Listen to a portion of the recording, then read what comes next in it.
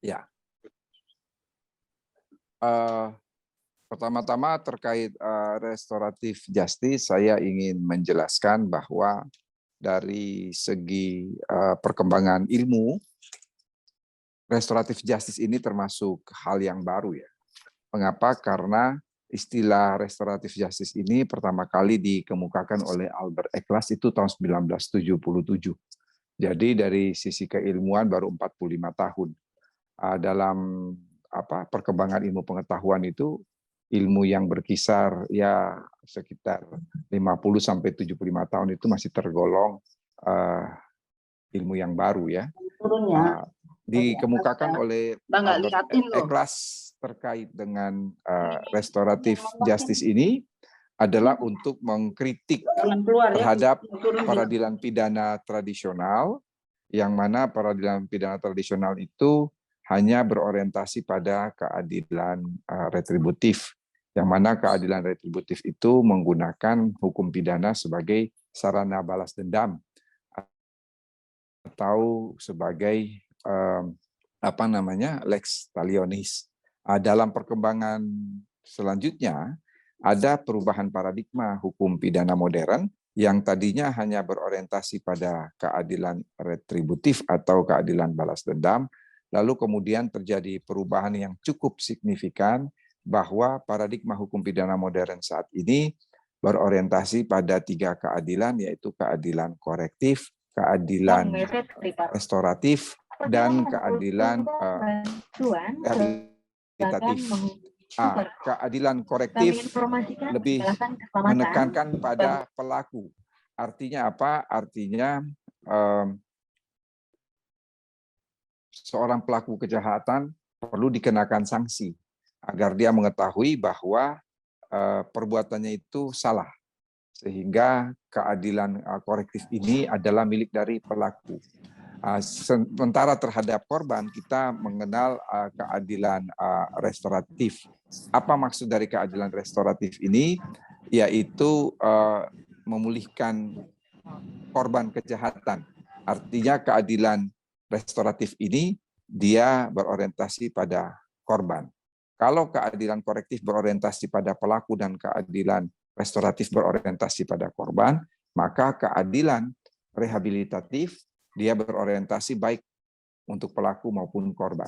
Jadi pelaku selain dikenakan sanksi, dia juga direhabilitasi supaya tidak lagi melakukan perbuatan pidana ketika dia kembali ke masyarakat. Sementara terhadap korban tidak hanya dipulihkan, tetapi juga diperbaiki.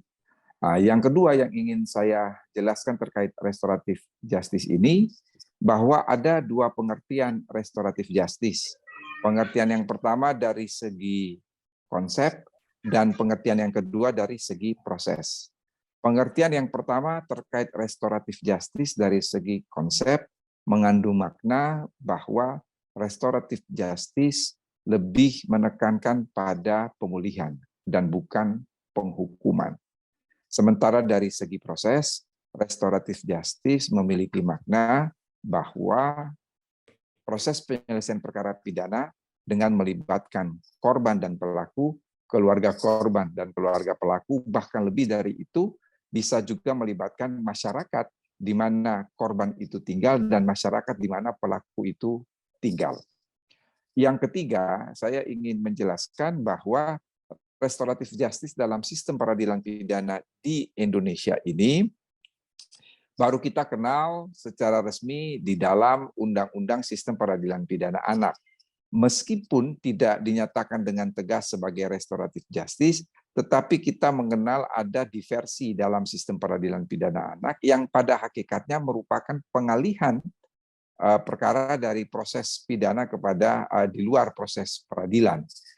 Ini adalah salah satu bentuk dari restoratif justice. Yang keempat, ada 5 pendekatan dalam restoratif justice. Yang pertama, ini yang kita kenal di negara kita juga, yaitu restoratif justice itu masuk terintegrasi dalam peradilan pidana ya. Jadi kita lihat misalnya ya, misalnya ada peristiwa pidana berupa kecelakaan lalu lintas. Selain pelakunya dituntut pidana, pada saat yang sama penuntut umum juga meminta ganti kerugian. Pada hakikatnya permintaan ganti kerugian ini merupakan bagian dari restoratif justice. Ini pendekatan yang pertama. Pendekatan yang kedua dalam restoratif justice yang kita kenal dengan istilah VOM. Apa itu VOM? Victim Offender Mediation. Ini adalah pendekatan yang paling tua dalam restoratif justice, di mana ada mediasi antara korban dan pelaku untuk mencari kata sepakat bagaimana cara penyelesaian perkara tersebut. Pendekatan yang ketiga ini dibagi menjadi dua, yang kita kenal dengan istilah based community ya. Di sini kita lihat bahwa polisi mengambil inisiasi. Ini ada biasanya dalam perkara-perkara yang melibatkan anak sebagai pelaku atau juga perkara-perkara yang melibatkan anak sebagai korban. Ini yang kemudian di dalam sistem peradilan pidana anak itu kita kenal dengan istilah sistem diversi. Pendekatan yang keempat ini adalah citizenship panel. Ini kita kenal di dalam masyarakat adat kita. Jadi di Jawa ada namanya rembuk desa, di Sumatera Barat adanya lembagakan ya Karapatan Anak Nagari, dan banyak sekali di daerah-daerah lainnya. Ini penyelesaian perkara pidana dengan menggunakan atau melibatkan masyarakat di mana korban dan pelaku itu tinggal, atau kalau korban dan pelaku itu tinggal pada daerah yang berbeda, maka melibatkan masyarakat, korban maupun masyarakat di mana pelaku itu bertempat tinggal. Dan yang kelima, pendekatan di dalam restoratif justice, ini dia merupakan bagian integrasi dari sistem peradilan pidana. Hal yang keenam yang ingin saya jelaskan, Bapak Ibu, bahwa tidak ada satupun negara di dunia ini, atau bukan demikian, saya ingin mengatakan bahwa tidak ada keseragaman terkait penerapan restoratif justice di seluruh dunia. Jadi perkara-perkara apa saja yang bisa dimintakan atau dapat dilakukan restoratif, itu antara satu negara lain berbeda. Ada negara-negara yang menerapkan restoratif justice hanya khusus perkara-perkara ringan. Ada negara yang menerapkan restoratif justice khusus terhadap perkara-perkara pidana yang ancaman pidananya tidak lebih dari 7 tahun. Ada negara-negara yang menerapkan restoratif justice di mana ancaman pidananya tidak lebih dari 5 tahun. Tetapi ada juga negara yang menerapkan restoratif justice untuk seluruh perkara pidana. Jadi masing-masing berbeda. Di dalam rancangan undang-undang KUHP ada kemungkinan restoratif justice itu, tetapi untuk ancaman pidana yang tidak lebih dari 5 tahun. Jadi kita melihat bahwa memang sebagian besar ancaman pidana di dalam RKUHP itu memang tidak lebih dari 5 tahun. Karena kita tahu persis terjadi overcrowding yang luar biasa di lembaga pemasyarakatan. Yang ketujuh atau yang terakhir yang ingin saya katakan bahwa memang tidak ada keseragaman mengenai penerapan atau implementasi restoratif justice di negara kita saat ini. Di satu sisi ada Peraturan Kapolri nomor 8 tahun 2021 tentang restoratif justice, tetapi di sisi lain lebih dulu mengeluarkan penerapan restoratif justice ini adalah Kejaksaan Agung melalui Peraturan Jaksa Agung tahun 2020. Memang ada ketidakseragaman penerapan restoratif justice yang ada dalam Peraturan Kapolri dan yang ada dalam Peraturan Jaksa Agung. Bagaimana solusinya, Bapak Ibu peserta webinar? Saat ini Menko Polhukam membentuk kelompok kerja terkait restoratif justice dengan tujuan utama adalah satu, akan membentuk peraturan pemerintah terkait restoratif justice agar baik polisi maupun jaksa punya parameter, punya ukuran yang sama untuk menerapkan restoratif justice. Yang kedua, substansi dari peraturan pemerintah itu sudah barang tentu berisi parameter atau standar bila mana atau kapan suatu perkara pidana itu diterapkan restoratif justice. Dan yang ketiga, peraturan ini dibuat dengan merujuk pada RUU KUHP maupun Undang-Undang Nomor 22 Tahun 2022 tentang pemasyarakatan. Jadi saya sangat memahami Bapak Ibu kalau memang ternyata penerapan restoratif justice saat ini tidak ada keseragaman karena memang didasarkan pada peraturan yang berbeda dan masing-masing aturan itu tidak sinkron antara satu dengan yang lain. Maka tugas pemerintah saat ini ya tadi saya katakan sedang membentuk peraturan pemerintah terkait restoratif justice. Saya kira itu yang ingin saya sampaikan sebagai pembuka diskusi kita pada pagi hari ini. Kurang dan lebihnya saya mohon maaf. Bila taufiq wal hidayah. Wassalamualaikum warahmatullahi wabarakatuh. Saya kembalikan kepada moderator. Waalaikumsalam. Waalaikumsalam warahmatullahi wabarakatuh. Terima kasih Prof atas paparannya. Setidak-tidaknya ada 9 poin yang cukup berharga yang telah disampaikan oleh Prof Pedi, mulai dari peralihan paradigma tentang restoratif justice, yang kedua yang sampai pada akhirnya kenapa kemudian Menko Polhukam sedang menggodok beberapa hal kebijakan terkait dengan restoratif justice ini, yang rencananya akan menerbitkan satu peraturan pemerintah dan lain sebagainya. Saya pikir dari paparan yang 9 ini, mungkin nanti ada para peserta, baik secara praktik ataupun apa yang telah dialami sehari-hari, bisa menanyakan langsung kepada pemateri kita, baik secara langsung maupun melalui chat. Nantinya kita akan lihat berapa jumlah peserta yang akan mengajukan pertanyaan, sambil kami akan membacakan pertanyaan-pertanyaan yang telah dituliskan oleh para peserta yang melalui chatnya. Kami persilakan kepada peserta yang akan mengajukan pertanyaan. Ada 2 orang tuh, Pak.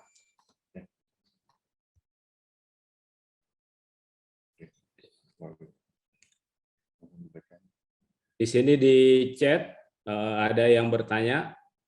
Yang pertama itu Prof Edi izin bertanya, secara teori hukum apa syarat restoratif justice?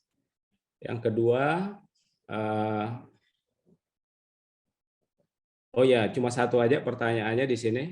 Jadi secara teori hukum apa persyaratan dari restoratif justice itu sendiri? Mungkin sebelum dijawab oleh Prof Edi, mungkin ada pertanyaan. Lanjut aja pertanyaan yang lain, Pak. Iya. Selanjutnya di sini ada di chat juga, yang kedua ini adalah izin Prof bertanya apakah untuk kasus TPKS bisa dilakukan RJ? Jika bisa, apa yang menjadi dasarnya? Ya. Silakan terus. Ada lagi? Mungkin ada pertanyaan langsung dari para peserta. Yang ketiga ini ada pertanyaan juga, Prof. Izin bertanya, lembaga rehabilitasi narkoba bisa mengajukan restoratif justice untuk pelaku penyalahgunaan narkoba. Mungkin ada lagi, Bapak Ibu, biar nanti sekaligus akan dijawab oleh Prof Edi.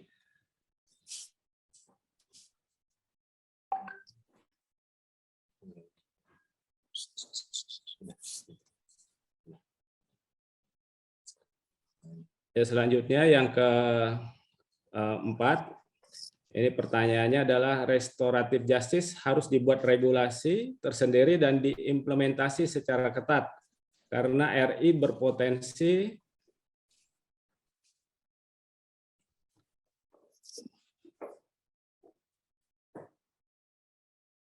di sini sebelumnya bahwa masing-masing institusi memiliki peraturan tentang RJ sendiri dan belum ada PP yang mengatur, masih dirancang. Jika demikian, menurut Prof, institusi apakah yang paling berperan dan paling pas dalam menerapkan restoratif justice ini?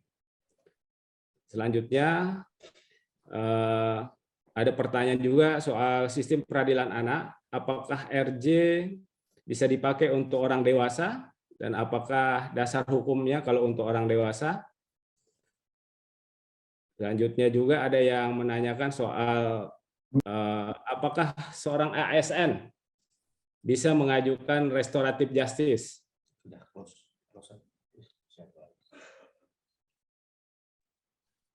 Dan ada lagi pertanyaan nih, Prof, bahwa apakah setelah dilakukan restoratif justice tidak akan memunculkan banyaknya pelaku kejahatan? Nunggu apa?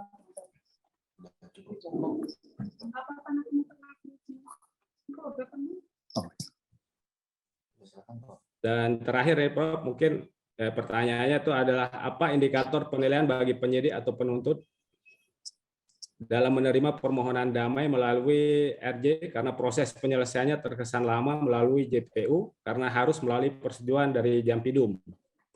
Mungkin ini dulu, mungkin Prof ada. Ya, oke. Jadi saya jawab secara simultan atau secara keseluruhan ya.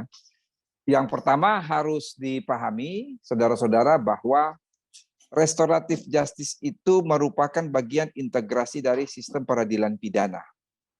Mengapa ini harus saya tegaskan lebih dulu?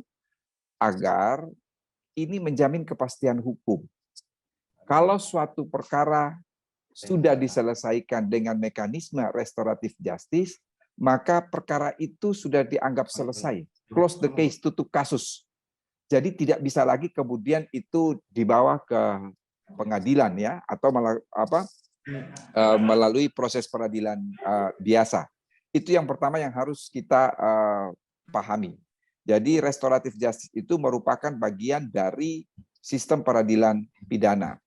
Yang kedua, secara teori hukum bagaimana? Kita tahu persis bahwa pada dasarnya tujuan hukum itu antara lain adalah menciptakan ketertiban. Adanya pelaku kejahatan mengandung makna bahwa dia mencederai kesepakatan tersebut, bahwa orang hidup berdampingan bersama untuk ketertiban. Oleh karena itu, pelaku kejahatan itu telah merusak tatanan ketertiban di dalam masyarakat. Tatanan yang rusak itu harus dipulihkan. Dipulihkan itu tidak saja dengan menghukum pelaku, tetapi juga yang sangat penting bagaimana memulihkan korban. Ini konsep dasar dari restoratif justice. Oleh karena itu lalu ada mediasi di antara pelaku dan korban. Itu secara teorinya demikian. Kemudian ada pertanyaan juga, apakah restoratif justice ini dimungkinkan dalam TPKS?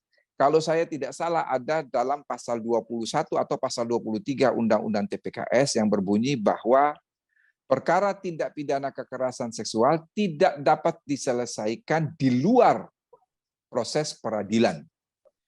Mengapa khusus untuk TPKS ini kita ketat? Karena berdasarkan praktek di lapangan, ya, mohon maaf, ada di beberapa daerah ya di Indonesia itu di mana korban itu diperkosa, kemudian sudah dianiaya, tiba-tiba karena pelaku ini dari orang yang berada, maka korban hanya dibayar 10 juta lalu kemudian kasus ditutup. Ini tidak boleh terjadi demikian. Mengapa khusus untuk tindak pidana kekerasan seksual ada ketentuan seperti itu? Kita tahu persis bahwa berdasarkan laporan Komnas Perempuan sampai dengan saat ini korban kekerasan seksual itu lebih dari 7.000 kasus. Sementara yang bisa diproses di pengadilan itu tidak lebih dari 300 kasus. Berarti tidak sampai 10%. Bahkan 0,5% pun tidak, 5% pun tidak sampai. Ini sangat memprihatinkan. Oleh karena itu, pembentuk undang-undang menyatakan bahwa untuk tindak pidana kekerasan seksual tidak diperkenankan penyelesaian perkara di luar pengadilan. Nah, ini yang perlu kita pahami bersama. Sebenarnya restoratif justice ini adalah untuk apa? Selain memulihkan korban, untuk mengatasi overcrowded, tetapi tidak dimaksudkan agar orang kemudian dengan mudah melakukan kejahatan. Karena persyaratan restoratif justice itu juga berat. Jadi mengapa saya katakan demikian? Misalnya begini, saya ini orang yang berduit. Saya melakukan suatu kejahatan. Kemudian menempuh restoratif justice. Karena saya orang berduit, ya sudah, saya melakukan kejahatan lagi, toh nanti korbannya saya bayar selesai. Restoratif justice itu tidak berlaku apabila pelaku kejahatan itu mengulangi perbuatan pidananya lagi. Nah, ini untuk mencegah seperti tadi yang ada penanya yang baik sekali menyatakan, jangan-jangan restoratif justice ini lalu membuat orang untuk mudah melakukan kejahatan. Tidak demikian. Karena kalau dia sudah mengulangi perbuatan pidana, maka tidak bisa lagi dikenakan restoratif justice. Dia akan mendekam dalam penjara. Jadi orang akan berpikir 2 kali untuk kembali melakukan kejahatan apabila kejahatan yang pertama telah ditempuh dengan jalan atau dengan cara restoratif justice. Nah, yang berikut ada pertanyaan yang bagus juga. Ini kira-kira restoratif justice ini siapa yang sangat berperan? Nah, kalau rancangan dalam peraturan pemerintah, kita harus tahu bahwa dalam sistem peradilan pidana itu ada integrated criminal justice system. Satu kesatuan sistem peradilan pidana. Oleh karena itu paling tidak ya di dalam konsep restoratif justice nanti itu melibatkan polisi sebagai penjaga pintu gerbang sistem peradilan pidana, pasti melibatkan jaksa sebagai dominus litis, juga melibatkan korban, melibatkan pelaku, dan jangan lupa akan melibatkan BAPAS, Badan Pembinaan Pemasyarakatan, ya Badan Pemasyarakatan BAPAS yang berada di bawah Direktorat Jenderal Pemasyarakatan Kementerian Hukum dan HAM. Ini inline dengan Undang-Undang Nomor 22 tahun 2022 tentang pemasyarakatan, dan ini juga inline dengan RUU KUHP. Siapa saja yang dapat dikenakan restoratif justice, kembali lagi kita akan melihat pada parameter yang akan kami susun. Misalnya, 1, ancaman pidana itu tidak lebih dari 5 tahun. 2, pelaku baru pertama kali melakukan kejahatan. Kemudian 3, ada kesepakatan antara korban dan pelaku untuk menyelesaikan di luar pengadilan dan seterusnya. Kira-kira parameternya seperti itu. Jadi yang paling penting itu adalah kita melakukan mengatur tentang standar atau parameter dilakukan restoratif justice. Jadi kembali kepada pertanyaan mana yang berperan, ya semuanya berperan. Artinya perkara itu bisa saja dikesampingkan di tingkat penyidikan, tetapi sangat mungkin juga dikesampingkan pada tingkat penuntutan. Karena itu proses yang terus berjalan sampai ada suatu kesepakatan.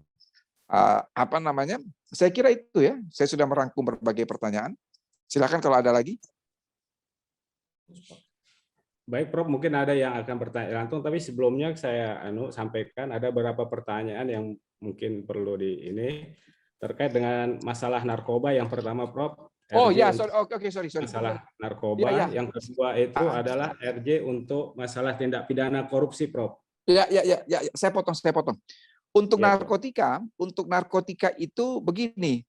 Siapa tahu kita harus paham betul bahwa 1, kalau kita mengatakan bahwa pengguna narkotika itu adalah kejahatan, maka sesungguhnya yang terjadi itu adalah criminal without the victim, kejahatan tanpa korban.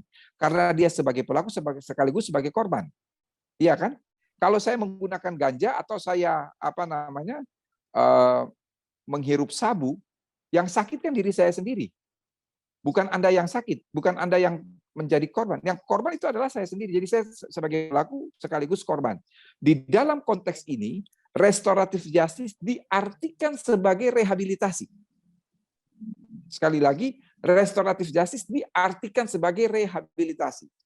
Tetapi terhadap bandar, sekali lagi, terhadap bandar, ini tidak akan mungkin dilakukan restoratif justice. Tidak mungkin. Karena ini adalah extraordinary crime. Kejahatan luar biasa. Sama halnya ketika kita berbicara mengenai korupsi. Tidak mungkin kita akan melakukan restoratif justice di dalam konteks korupsi. Bahwa ada kerugian keuangan negara yang dikembalikan, itu sebagai hal yang meringankan pidana penjara yang akan dijatuhkan. Tetapi sekali lagi untuk korupsi, narkotika, terorisme, itu tidak dapat dilakukan restoratif justice karena dia masuk dalam kategori extraordinary crime. Termasuk kepada bandar dan pengedar narkoba. Tetapi kalau pelaku itu adalah pemakai yang sekaligus korban, maka restoratif justice diartikan sebagai rehabilitasi. Demikian.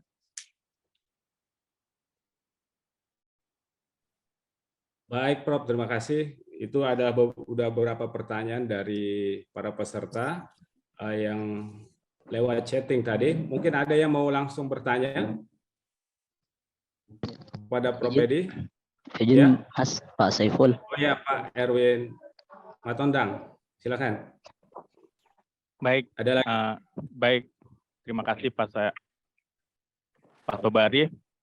Apakah suara saya terdengar? Iya. Baik, terima kasih Prof atas penjelasannya. Yang Prof sampaikan itu adalah use constituendum ya. Kita berharapkan bahwa ke depannya seperti itulah penerapan restoratif justice yang masih disusun oleh pemerintah. Namun pada faktanya bahwa restoratif justice itu sudah dijalankan, di mana kejaksaan menerapkan berdasarkan peraturan Perja nomor 15 tahun 2020 seperti yang Prof sampaikan, dan kepolisian sendiri menerapkan di dalam Perkap nomor 6 tahun 2019 di pasal 12 sebenarnya. Nah, yang saya bingung adalah bahwa saat ini sistem peradilan kita mengacu kepada Undang-Undang nomor 8 tahun 1981 di pasal 3 yang mana peradilan dilakukan berdasarkan Undang-Undang 8 tahun 1981 atau KUHAP. Nah, payung hukum daripada jaksa ini dan kepolisian ini nggak ada dasarnya, nggak ada dasarnya. Lalu apakah penerapan hal tersebut dimungkinkan dalam sistem hukum kita saat ini gitu? Mengingat tidak diatur sama sekali dalam Undang-Undang nomor 8 tahun 1981. Lalu kedua, Prof, ada suatu ilustrasi misalkan seseorang melakukan tindak pidana di suatu daerah, misalkan di Jakarta, lalu diselesaikan dengan restoratif justice. Orang sama ini juga melakukan lagi tindak pidana di Banjarmasin, lalu diselesaikan dengan restoratif justice. Asal pada penyelesaian di internal kepolisian bahwa dia tidak residif. Syaratnya salah satunya. Pertanyaannya kan, kejahatan-kejahatan dia belum dipidana, belum dihukum. Jadi dia tidak memiliki status sebagai residif.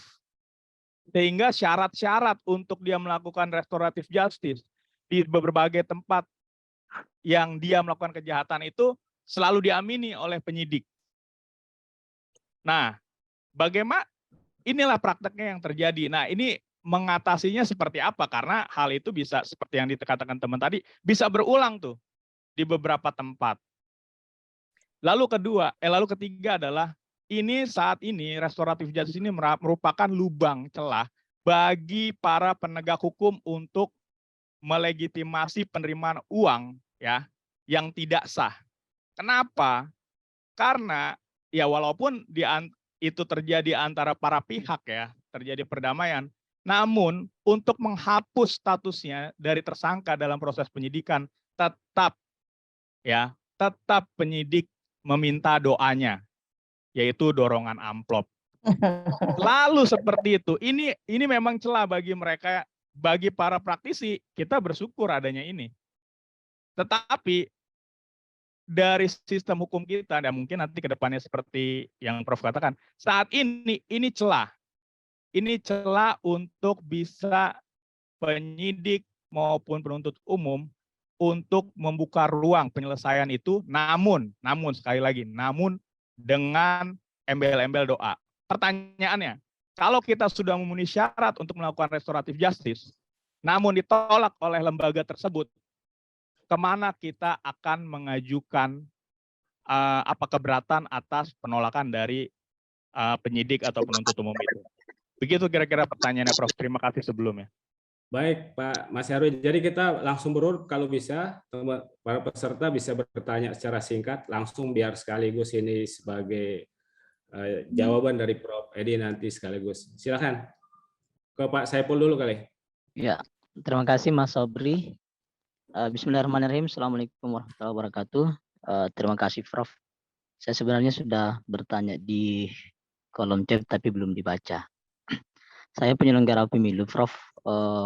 Ini kan di Bawaslu didorong juga RJ untuk kasus-kasus tindak pidana pemilu. Nah, saya singkat saja, apakah bisa, Prof, untuk kasus-kasus tindak pidana pemilu itu diterapkan juga RJ?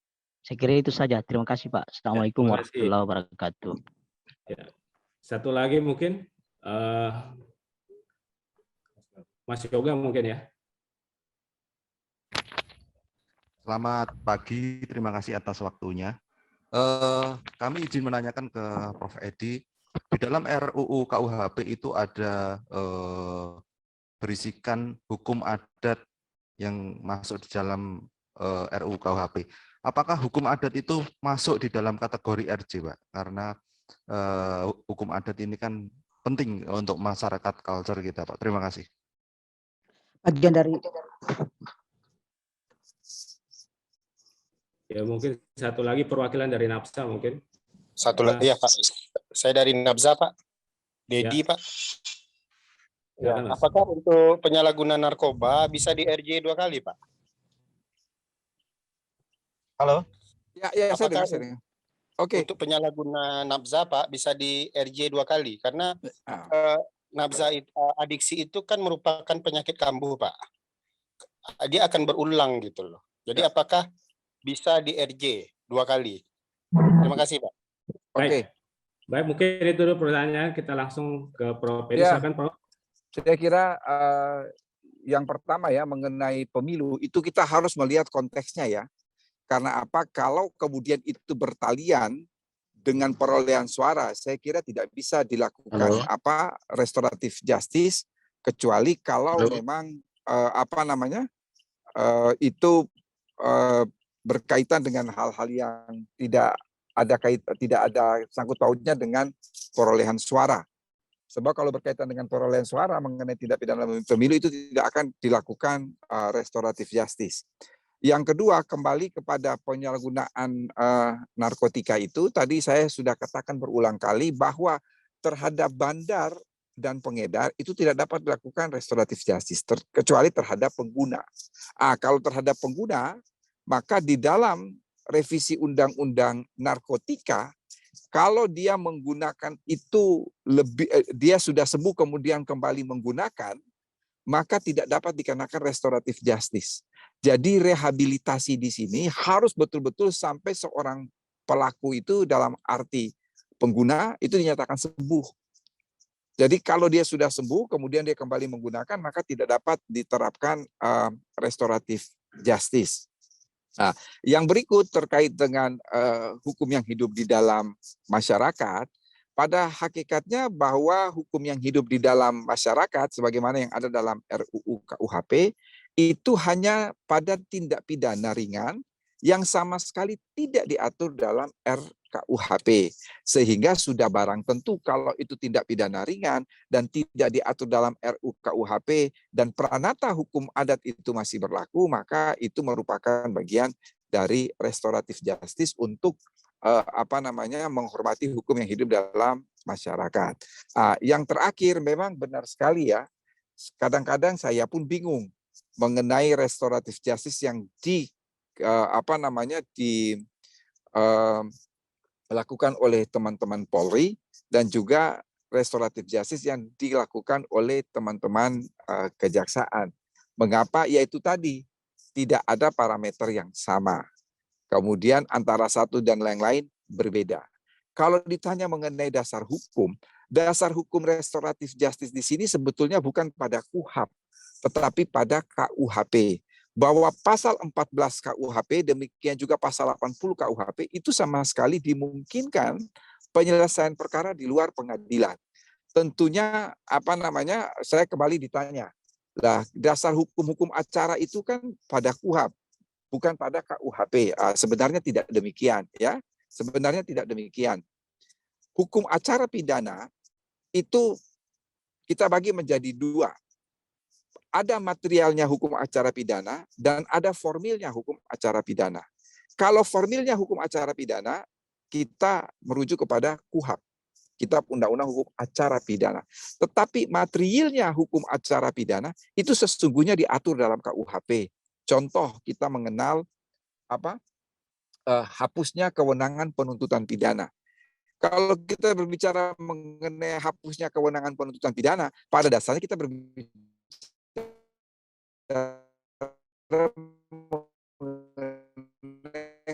hukum acara.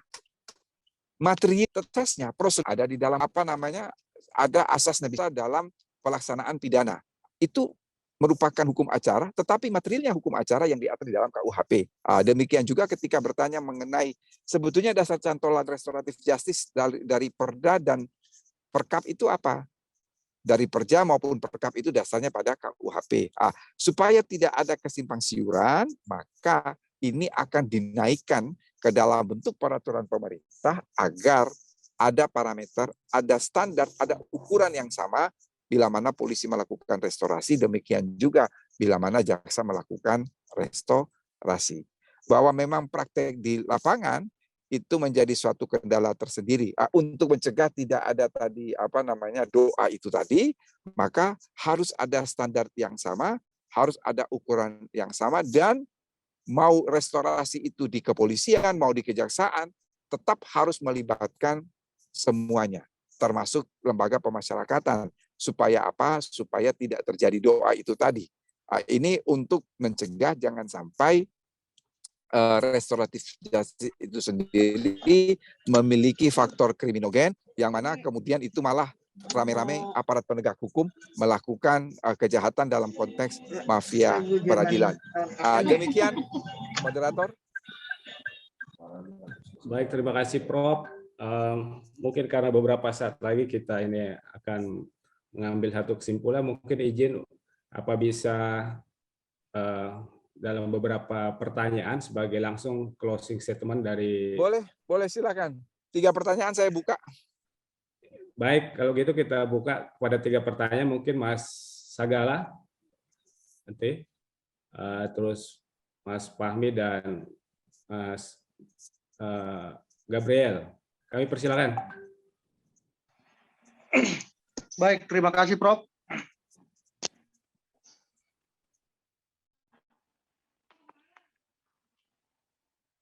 Halo? Halo, silakan. Ya, yang menjadi pertanyaan saya, dalam penegakan ataupun pemberlakuan restoratif justice pada saat penyidikan, kan seringkali terjadi akan dilakukan upaya-upaya oleh penyidik untuk memberlakukan restoratif justice. Nah, pertanyaannya sebenarnya diberlakukannya restoratif justice ini di mana penempatannya? Apakah setelah ditetapkannya tersangka atau masih dalam tahap-tahap penyidikan sebelum dilakukan penetapan tersangka? Nah, karena seringkali belum tahu kita seperti apa tingkat kesalahan seseorang yang dilaporkan sehingga masih belum punya status tapi sudah dilakukan restoratif justice. Nah, sementara ini kan kita sudah jelaskan tadi ada pemulihan. Nah, sementara kita juga masih menganut azas praduga tak bersalah. Kan begitu. Nah, kira-kira seperti itu. Penempatannya itu yang saya maksud di mana penempatannya, apakah setelah dia menjadi status tersangka atau sebelum? Demikian. Baik, Makasih Mas Sagala. Kita lanjut ke Pak Simajuntak Gabriel. Oke, mungkin mohon maaf sebelumnya saya off cam ya. Tapi gini, tadi sebenarnya pertanyaan soal RJ ini udah dijawab mengenai tindak pidana korupsi tidak dapat diterapkan ya. Karena itu juga ada tercantum dalam RUU KUHP yang dimana tidak bisa diterapkan kalau di atas 5 tahun gitu. Tetapi dalam konteksnya tindak pidana korupsi, seperti yang kita ketahui itu kan prosesnya lama, proses peradilannya lama. Contohnya seperti korupsi EKTP yang beberapa tahun lalu aja. Bahkan pengadilan tingkat pertamanya itu yang saya jadikan bahan penelitian, lembar putusannya itu mencapai 2000-an halaman. Bisa dibayangkan berapa lama kira-kira itu proses peradilannya berjalan. Dari sini dapat diketahui, dapat dilihatlah secara abstrak kira-kira gimana biaya yang timbul akibat proses peradilan yang lama itu. Jadi proses peradilan yang lama itu bisa menimbulkan biaya yang mungkin merugikan negara lebih besar lagi, bahkan 2-3 kali lebih besar gitu. Jadi sedangkan Undang-Undang Perampasan Aset Tindak Pidana itu kan sampai tahun 2012 kemarin, dari tahun 2012 kemarin sampai sekarang pun belum ada pengesahan. Itu bagaimana, Prof? Kalau kayak gitu, apakah RJ ini tetap tidak dapat diterapkan dalam tindak pidana korupsi? Sedangkan ya itu tadi saya bilang proses peradilannya tidak memakan biaya yang sedikit gitu, atau waktu yang lama juga. Mungkin seperti itu, Prof. Demikian. Terima kasih. Baik, terima kasih. Kita lanjut ke pertanyaan terakhir ke Bu Kris.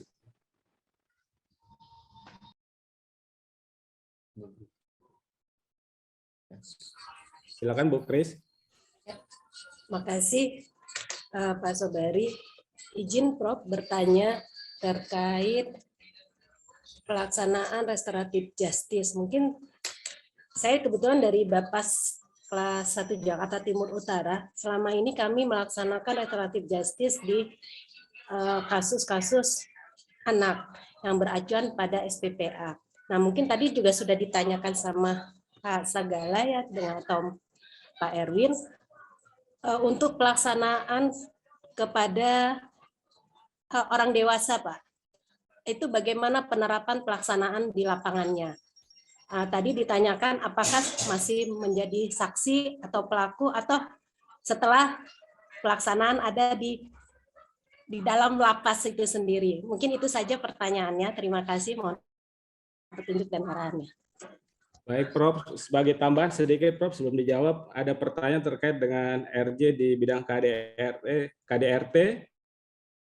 Yang kedua itu adalah terkait dengan penyelundupan pengungsi, Prof. Bidang keimigrasian. Apakah ini bisa diterapkan? Terima kasih, Prof. Silakan. Ya, saya mulai dari yang terakhir ya. Jadi KDRT maupun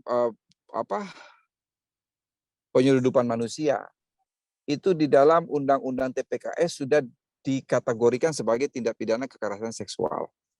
Kalau itu sudah masuk dalam tindak pidana kekerasan seksual, maka tidak lagi dimungkinkan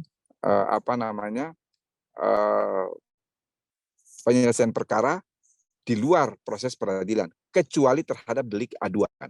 Sekali lagi, bahwa KDRT itu sudah dimasukkan sebagai tindak pidana kekerasan seksual, artinya tidak dapat dilakukan penyelesaian di luar pengadilan, kecuali atas delik aduan. Kalau delik aduan, maka kalau itu dicabut kan selesai. Itu pertanyaan yang terakhir. Kemudian tadi dari Pak Sagala maupun dari Bu Kris yang terakhir, kira-kira restoratif justice ini kapan? Apakah pada saat dinyatakan tersangka atau sebelum dinyatakan tersangka dan lain sebagainya ya. Ini yang ingin saya sampaikan bahwa restoratif justice itu merupakan pilihan. Merupakan pilihan sekali lagi ya. Dan pilihan itu sebetulnya bukan ada pada pelaku, tapi ada pada korban. Kalau seorang pelaku mau menyelesaikan itu secara damai, artinya secara restoratif justice, maka kita kesampingkan saja asas praduga tidak bersalah. Sebab kalau pelaku kejahatan itu dia yakin seyakin-yakinnya bahwa dia tidak bersalah, ya sudah, tidak usah masuk dalam restoratif justice, melalui peradilan biasa saja. Jadi dengan demikian keengganan atau keraguan bahwa restoratif justice ini melanggar asas praduga tidak bersalah itu menjadi terpatahkan. Iya kan? Kalau Anda yakin, ya sudah, jangan mau restoratif, lanjutkan saja dengan proses peradilan. Ya. Tetapi kalau Anda mau restoratif justice sebagai pelaku, maka Anda sudah mengakui dong kesalahan Anda. Maka Anda tidak mau itu diteruskan ke pengadilan, diselesaikan secara damai, dilakukan mediasi, dipulihkan korban. Ya, kira-kira begitu. Nah, sehingga mau itu dilakukan sebelum penetapan tersangka atau sesudah penetapan tersangka atau bahkan di level penuntutan pun sah-sah saja. Itu kita lihat misalnya dalam sistem peradilan pidana anak, kan sangat jelas sekali ya, bahwa restoratif itu dapat dilakukan di setiap tingkatan. Kalau perkara itu sudah sampai di kejaksaan, kan pasti sudah ada tersangka. Kalau itu di tingkat kepolisian, boleh jadi belum ada tersangka. Tetapi intinya begini, ketika seorang yang disangkakan atau calon tersangka itu menempuh jalan restoratif, maka sesungguhnya dia sudah mengakui bahwa memang dia bersalah. Kalau dia tidak mengakui, kan ngapain dia harus melakukan memulihkan korban kalau dia merasa tidak bersalah loh. Ya. Jadi itu gampang saja untuk kita mematahkan logika bahwa restoratif justice itu bertentangan dengan asas praduga tidak bersalah, ya. Kalau dia memang merasa diri tidak bersalah, ya sudah, nggak usah restoratif. Nanti biar pengadilan yang membuktikan. Tetapi kalau dia sudah mau, maka sesungguhnya secara tidak langsung dia mengakui bahwa dia bersalah. Oleh karena itu, restoratif yang paling mendasar itu, ya, itu adalah tawaran, bukan tawaran dari korban terhadap pelaku, dari pelaku terhadap korban. Jadi biasanya inisiatif restoratif itu berasal dari pelaku. Pelaku yang kemudian mengajukan kepada polisi atau mengajukan kepada jaksa. Nah, kemudian polisi atau jaksa itu menanyakan kepada korban, di mana Anda mau restoratif kah? Kalau nggak mau, ya perkara jalan terus. Kalau korban mau, di sinilah lalu kemudian ada yang kita kenal dengan istilah victim offender mediation. Jadi ada mediasi antara pelaku dan korban. Ya.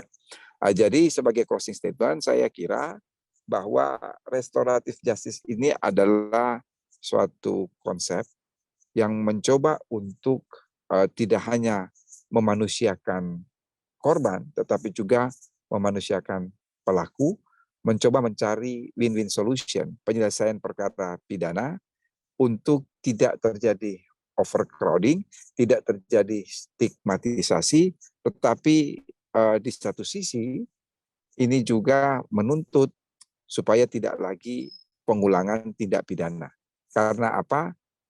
Restoratif justice itu tidak bisa diterapkan jika terjadi konkursus. Jadi tadi yang ada pertanyaan kan, dia mencuri di Banjarmasin, dia mencuri di Palembang, dia menggelapkan uang di Jakarta dan lain sebagainya. Ini belum termasuk residif. Betul. Kalau residif dalam arti sempit berarti orang itu sudah masuk dalam penjara. Tetapi residif dalam arti luas, maka ketika orang itu melakukan suatu perbuatan pidana dan dia selesaikan secara restorasi, berarti pelaku itu telah mengakui kan dia bersalah. Maka ketika terjadi pengulangan, maka tidak boleh lagi dilakukan restoratif. Meskipun dia belum ada suatu putusan pengadilan yang menyatakan dia sebagai terpidana, maka itu termasuk dalam konteks residif dalam arti yang luas. Demikian saya kembalikan kepada moderator. Baik, terima kasih Profesor Prof. Pak Wamen atas penjelasan yang telah diberikan. Mungkin dalam waktu yang berharga ini mudah-mudahan bisa memberikan kontribusi buat masyarakat, buat bangsa dan negara, yang tentunya bahwa ini tidak terlepas dari masih banyaknya beberapa pertanyaan dari masyarakat terkait hal ini, dan mudah-mudahan dari pemaparan Prof.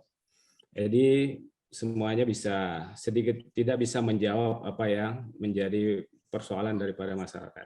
Sebelumnya itu kami akan sampaikan, sebelum kami ke host, bahwa kami sampaikan beberapa kesimpulan dari hasil webinar pada siang hari ini. Yang pertama bahwa secara teoritis telah terjadi satu peralihan paradigma terkait dengan RJ, bahwa terkait RJ ini telah terjadi satu perubahan paradigma, yaitu terkait dengan keadilan yang sifatnya rehabilitatif. Yang kedua bahwa RJ ini harus dilihat dalam dua konteks. Yang pertama itu dalam konteks konsep, dan yang kedua itu adalah dalam konteks proses. Yang ketiga, bahwa dalam RJ ini juga ada 5 pendekatannya.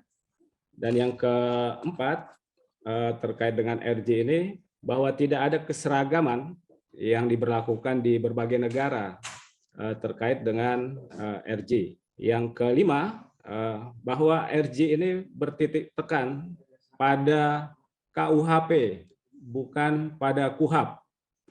Yang ketujuh, kesimpulan ketujuh yang bisa dilihat adalah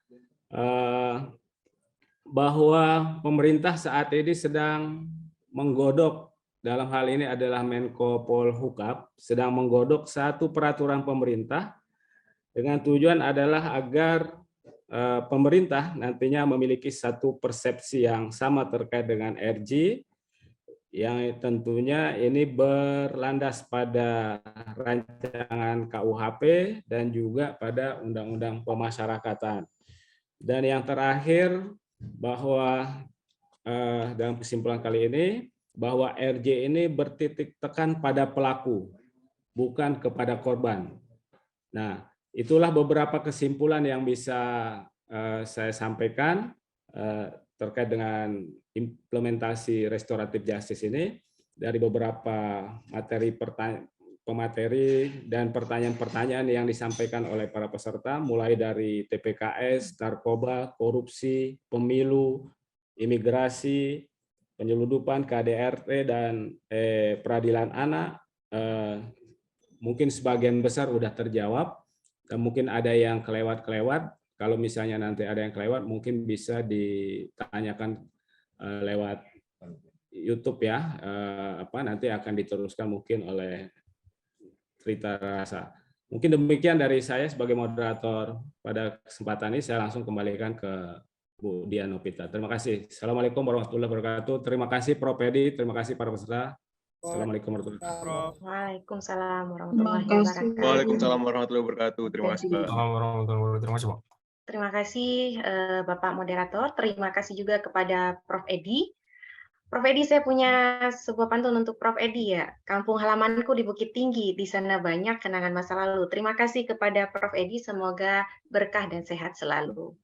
Baik, kepada para peserta seminar, kami mohon maaf yang sebesar-besarnya atas keterlambatan acara ini tadi, karena satu dan lain hal. Kemudian kami juga mohon maaf apabila ada pertanyaan Bapak dan Ibu yang mungkin belum sempat terbaca atau belum sempat terjawab, mungkin nanti bisa ditanyakan kembali melalui link YouTube yang nanti akan dikirimkan melalui chatroom oleh panitia. Bapak Ibu boleh menyaksikannya kembali. Sebelumnya kami juga akan membacakan sedikit tentang Yayasan Trita Rasa ya Bapak Ibu, karena memang acara ini diselenggarakan oleh Yayasan Trita Rasa. Secara singkat, yayasan ini berdiri pada tanggal 30 Desember 2020 yang didirikan atas rasa kepedulian terhadap penggunaan nafza yang terus-menerus meningkat. Namun dalam penanganan hal tersebut kurangnya serta terbatasnya akses yang dibutuhkan untuk memfasilitasi penanganan. Trita Rasa juga menyediakan perawatan yang menggabungkan manajemen kasus dengan kontinum layanan yang berbasis bukti serta menyediakan program-program lainnya, yaitu salah satunya seperti ruang edukasi untuk memberikan informasi terkini maupun pelatihan yang dibutuhkan oleh masyarakat. Bapak Ibu sekalian, bagi Bapak Ibu yang pertanyaannya belum sempat terjawab dan belum sempat dibacakan, boleh nanti dilihat kembali di channel YouTube yang akan dikirimkan linknya oleh panitia. Baik, sebelum acara ini ditutup, kami mohon kepada Bapak Ibu peserta untuk membukakan video agar kita bisa berfoto bersama. Kepada panitia kami mohon. Oke, boleh tolong dinyalakan videonya Bapak Ibu sekalian.